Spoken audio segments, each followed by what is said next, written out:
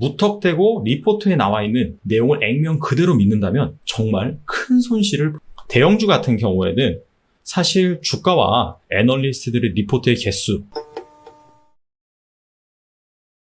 투자자들이 가장 많이 활용하는 투자 정보는 무엇일까요? 달란트 투자 유튜브 채널? 개인 채널 말고요. 회사 입장에서 생산된 정제된 콘텐츠 기준으로는 대표적으로 뉴스와 리포트가 있습니다. 특히나 리포트 같은 경우엔 상당히 깊이가 있고요. 해당 기업, 해당 산업에 대한 전망을 다루고 있습니다. 그래서 주린이부터 주식 고수에 이르기까지 투자자라면 꼭 참고를 해야 되는 콘텐츠입니다.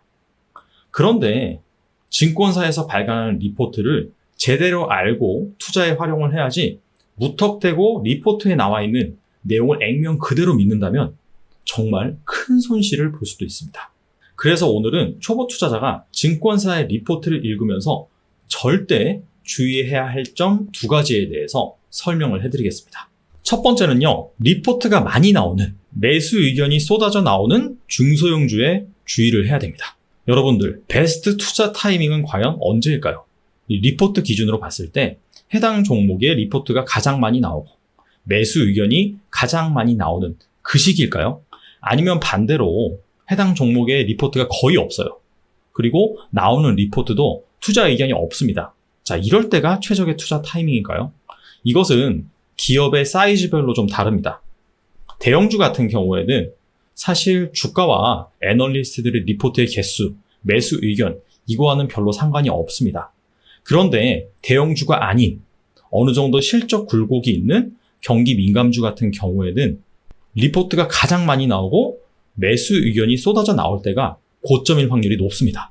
그래서 그런 종목을 주의하셔야 된다, 이런 말씀이에요. 사례를 한번 살펴보겠습니다. LG전자의 주가와 리포트의 현황입니다. 보시다시피 LG전자의 주가는 이 리포트의 개수, 매수 의견과는 크게 상관이 없어요.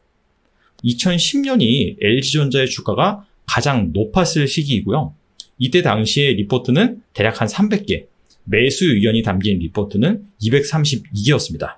그런데 LG전자의 주가가 가장 바닥이었을 2015년 그 당시, 그때에는 오히려 리포트의 개수는 328개, 매수 의견을 담은 리포트는 257개가 발간이 됐습니다.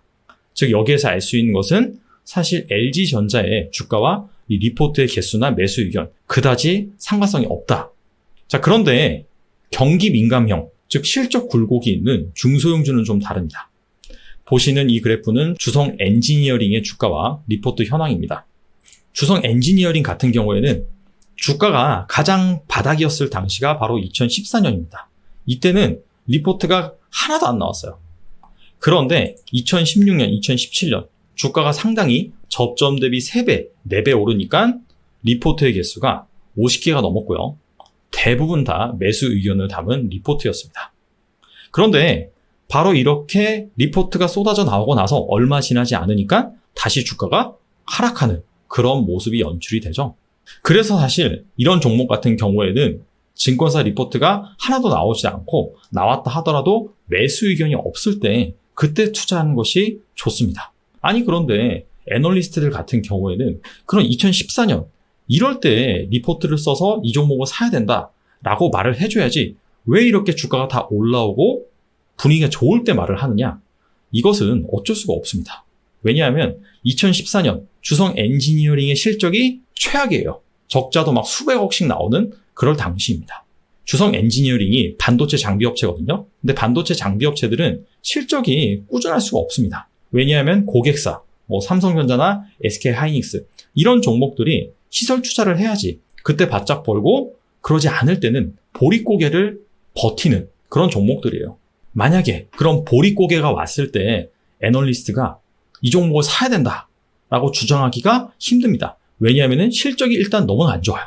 그리고 두 번째, 실적이 안 좋은데 만에 하나 이 주성 엔지니어링이 파산하기라고 한다면 애널리스트 입장에서 만약에 그 종목에 대해서 긍정적인 의견을 냈을 때 뒷감당이 안 되겠죠. 자기가 짊어지는 리스크가 상당히 큽니다. 자, 그런 이유 때문에 사실 주가가 바닥이었을 때 이때는 매수 의견을 담은 리포트를 쓰기 힘들다. 이런 특징이 있습니다. 그래서 여러분들이 애널리스트들의 리포트를 참조하실 때에는 그 기업이 어떤 유형인지, 과거에 애널리스트들의 리포트가 많이 나왔을 때 주가 흐름, 그리고 적게 나왔을 때 주가 흐름이 어땠는지, 이런 것들까지 종합적으로 보셔야지 내 소중한 자산을 지킬 수가 있습니다. 두 번째는요, 목표 주가가 특별한 근거 없이 계속해서 올라가는 종목에 주의하셔야 됩니다. 보시는 이 애널리스트 리포트는 스튜디오 드래곤, 드라마 제작사죠. CJ ENM 그쪽 계열의 그 종목의 리포트입니다. 2018년 1월에 제출된 리포트인데 보시다시피 목표 주가를 10만 원으로 제시를 했습니다. 그 이유는 실적이 상향된다. 그리고 두 번째는 PER을 27배 적용을 했다. 자, 이 얘기입니다. 자, 여기까지는 그냥 보시고요. 그 다음으로 넘어가 볼게요.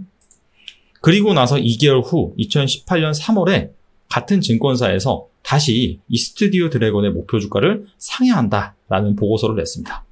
12만 원으로 20% 상향을 했고요.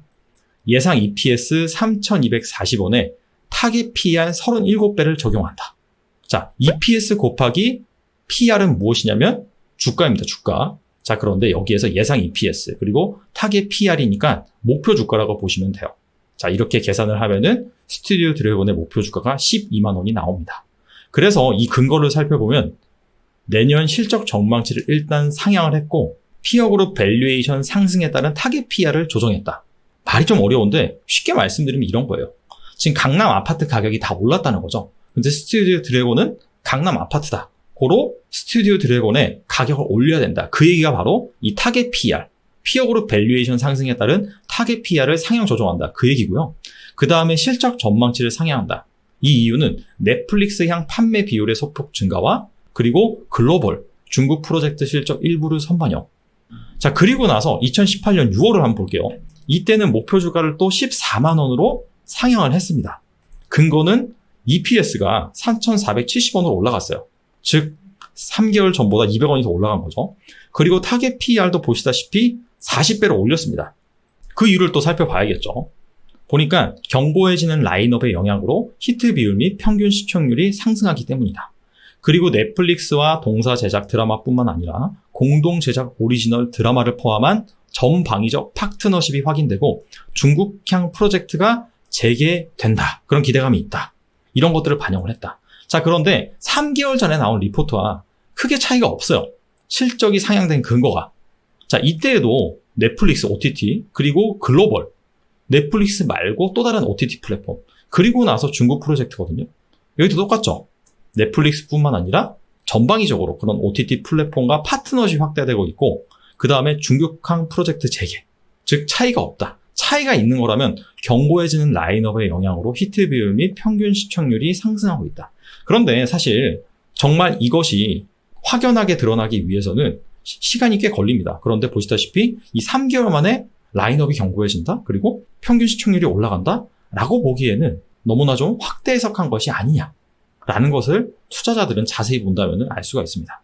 그렇다면 왜 이렇게 명확한 근거가 없어도 목표 주가를 계속해서 올릴까요? 그 이유는 사실 애널리스트들의 잘못이라기보다도 제도에 있습니다.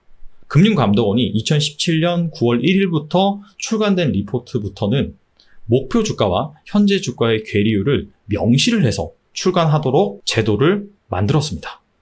그리고 이 목표 주가와 현재 주가의 괴리가 20% 내외 이런 가이드라인을 줬어요. 근데 왜 그런 가이드라인을 줬느냐? 목표 주가가 현재 주가와 괴리가 너무 커서 투자자들이 피해를 본다라는 이유에서였습니다.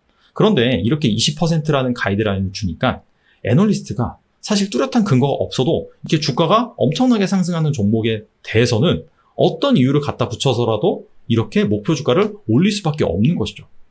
그래서 여러분들이 애널리스트의 리포트, 특히나 이제 목표 주가에 관심이 많으신데 그것이 어떻게 산출됐는지, 만약에 상향이 됐다면 정확한 근거가 있는 것인지 그런 부분들을 잘 살펴봐야지 나의 소중한 자산을 지킬 수가 있습니다. 지금까지 살펴본 내용들은 주식 고수들만 아는 애널리스트 리포트 200% 활용법이라는 서적에 나와 있는 내용입니다. 그 중에서 제가 대표적인 두 가지를 선정해서 소개를 해드린 겁니다. 이 밖에도 애널리스트들의 다양한 목표 주가 계산법, PER, PBR, EV, EBITDA, RIM 등 되게 많거든요. 자, 이런 것들이 어떻게 산출되고 어떤 기업한테 적용이 되는지, 그리고 이것에 대한 한계점은 무엇인지, 이 부분에 대해서도 상당히 상세히 기술이 되어 있고요. 산업 리포트에서 투자 유망 종목을 어떻게 찾는지, 이 부분에 대해서도 기술이 되어 있습니다. 참고로 저자는 증권사에 입사한 이후로 10년간 200회가 넘는 탐방을 간 것으로 유명합니다. 그리고 탐방을 가기에 앞서서 애널리스트의 리포트를 꼼꼼히 읽어봤고요. 재무제표도 자세히 살펴봤다라고 합니다. 자, 그렇기 때문에 실전 투자자 입장에서 재무제표의 어떤 부분을 봐야 되는지 이 부분도 상당히 잘 알고 있습니다. 그래서 이분이 쓴 또 재무제표 서적이 있거든요. 그래서 재무제표를 기반으로 투자를 하시는 분들 같은 경우에는 이 재무제표 서적도 참고하시면 좋을 것 같습니다. 그리고 달란트 투자 채널이 드디어 구독자 10만을 돌파했습니다. 정말 감사드리고요. 구독자 10만이 주는 이 무게감을 안고 앞으로 더욱더 팩트에 기반한 양질의 투자 정보를 제공하도록 노력하겠습니다. 자, 달란트 투자 채널 앞으로도 정주행하겠습니다. 감사합니다.